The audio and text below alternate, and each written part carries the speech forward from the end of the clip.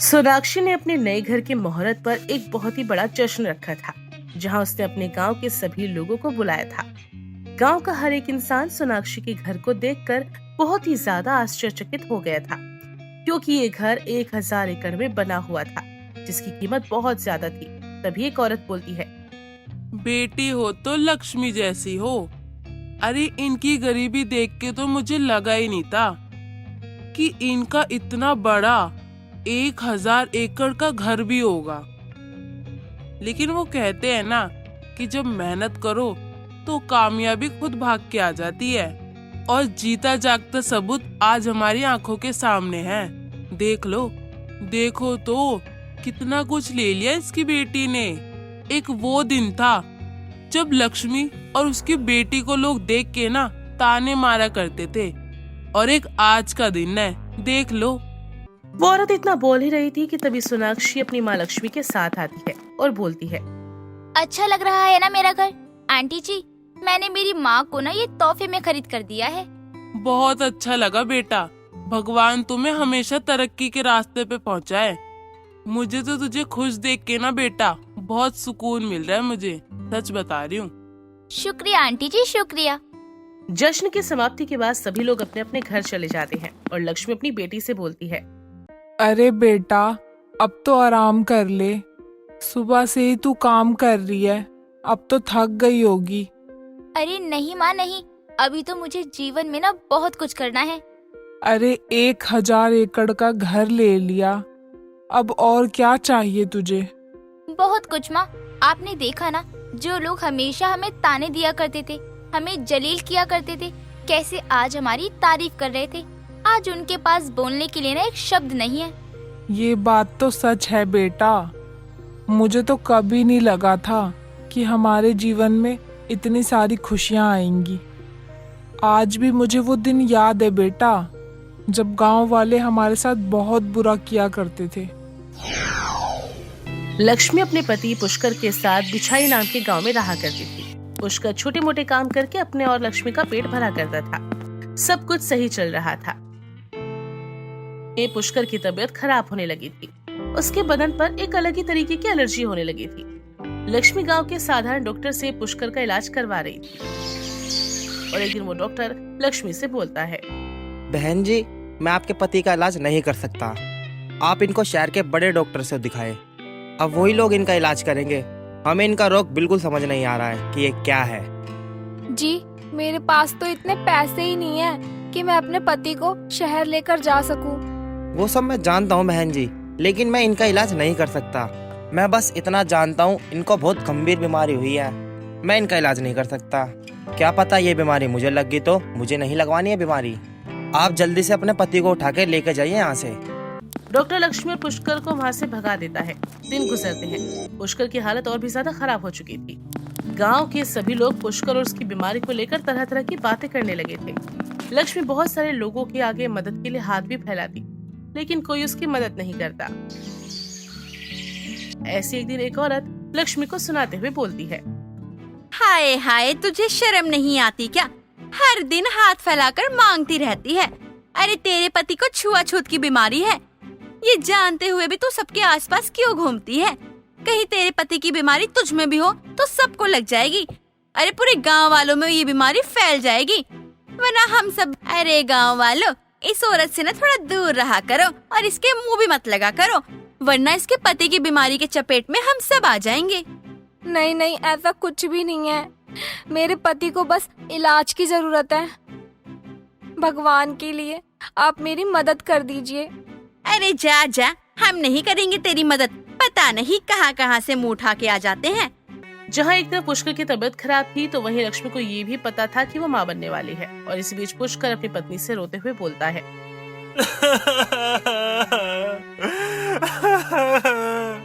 मुझे नहीं लगता लक्ष्मी कि मैं जी पाऊंगा।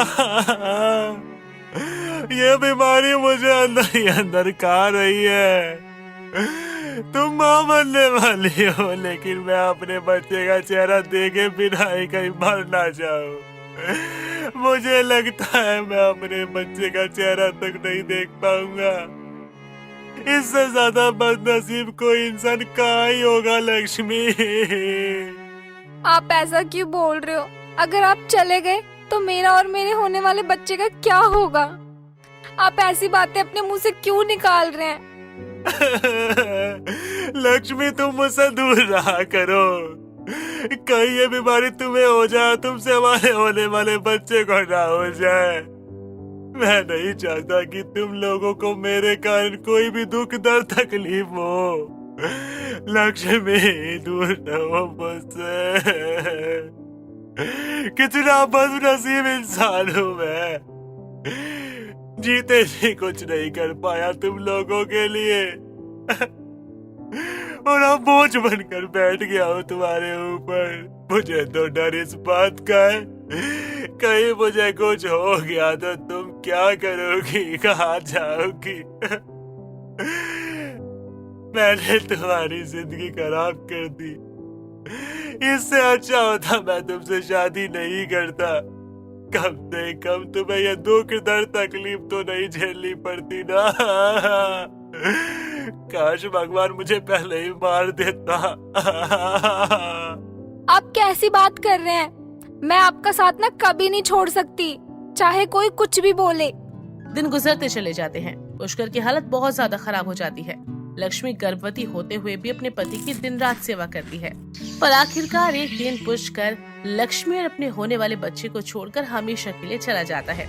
पुष्कर की लाश आंगन में रखी हुई थी और गांव का कोई भी व्यक्ति पुष्कर की लाश को हाथ लगाने के लिए तैयार नहीं था। तभी लक्ष्मी रोते हुए कहती है, कैसे लोग हैं आप सब? जीते जी तो मेरे पति को अधमरा कर दिया और अब जब वो मर चुके हैं तो उनको आप कंधा भी नहीं दे सकते। देखो लक्ष्मी बहन, तुम्हारे पति के मरने का हम सभी को दुख है, लेकिन उसके शव को कोई हाथ नहीं लगाएगा और न ही कोई कंधा देगा। तुम्हारा पति है, तुम जानो। और नहीं तो क्या, पता नहीं जाते जाते ये बीमारी हम सबको ना दे दे।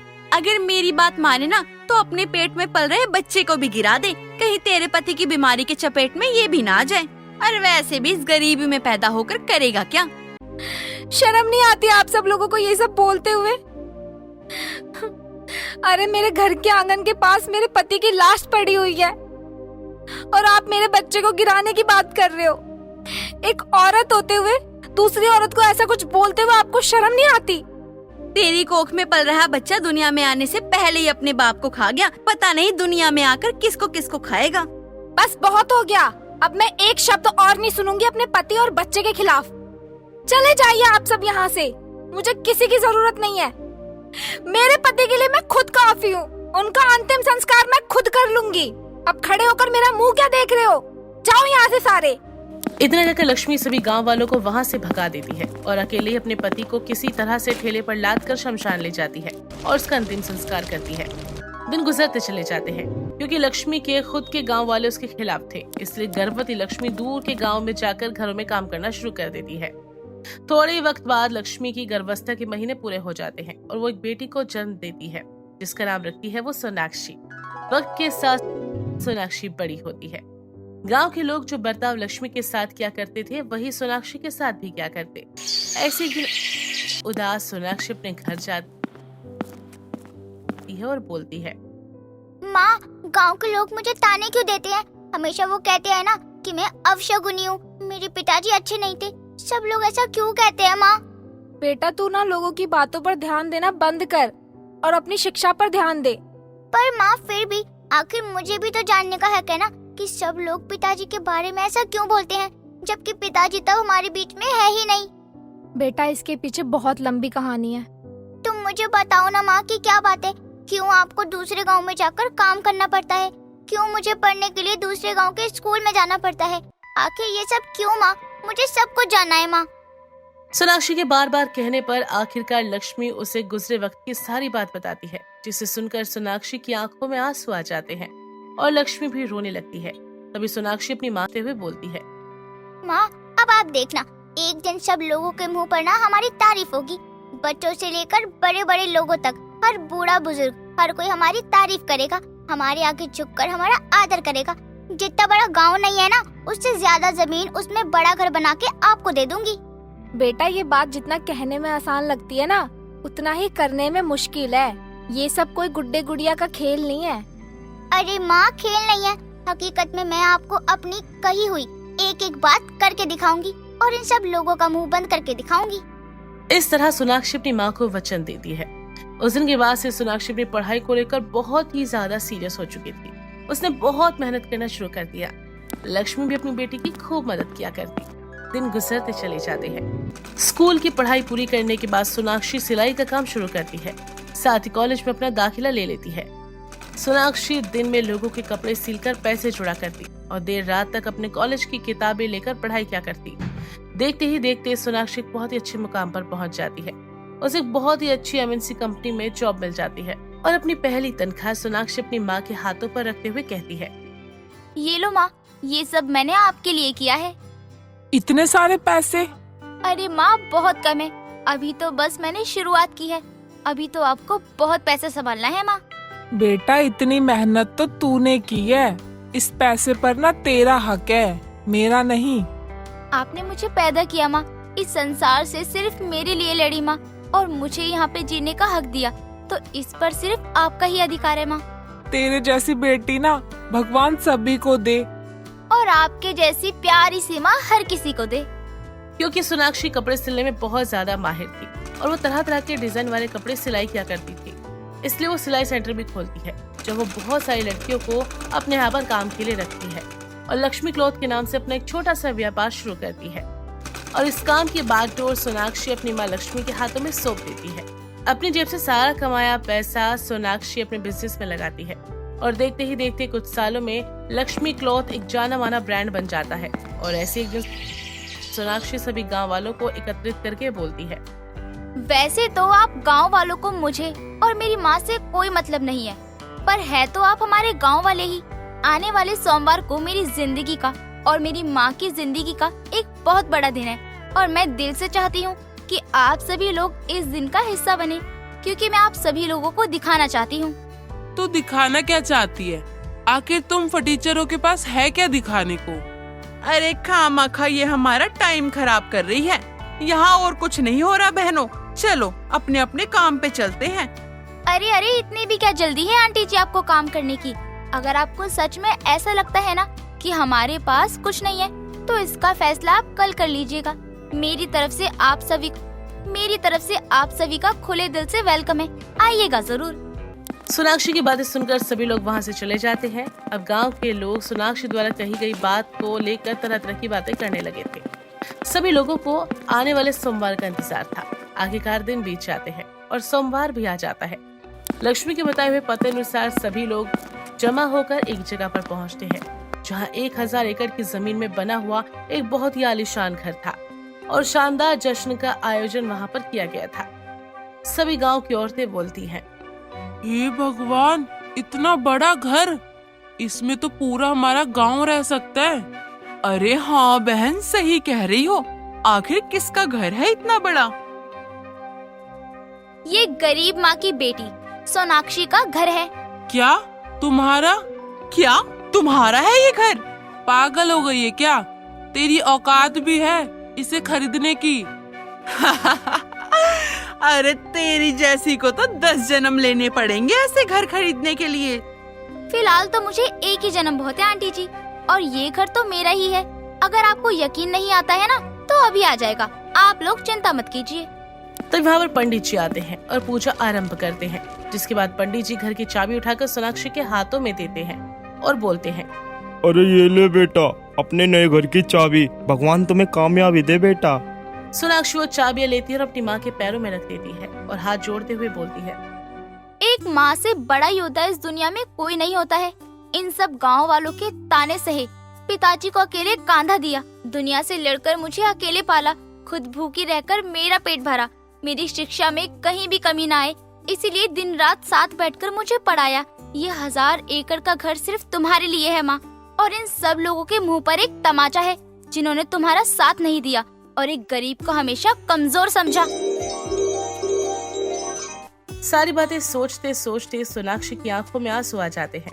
तभी लक्ष्मी उससे बोलती है, क्या हुआ बेटा, तेरी आंखों में आंसू क्यों है? सब कुछ ठीक तो है ना? हाँ माँ, सब ठीक है।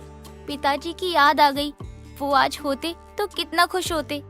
वो जहाँ कहीं भी होंगे ना, तेरे को देखकर बहुत खुश हो रहे होंगे। इतना कहकर लक्ष्मी अपनी बेटी को गले से लगा लेती है। 1000 एकड़ का घर खरीदने के बाद भी कोई भी गांव वाला इतनी हिम्मत नहीं रखता था कि सोनाक्षी और लक्ष्मी को कुछ बोल सके। यहाँ तक कि लोग मदद मांगने के लिए सोनाक्षी के घर आना शुरू कर देते हैं।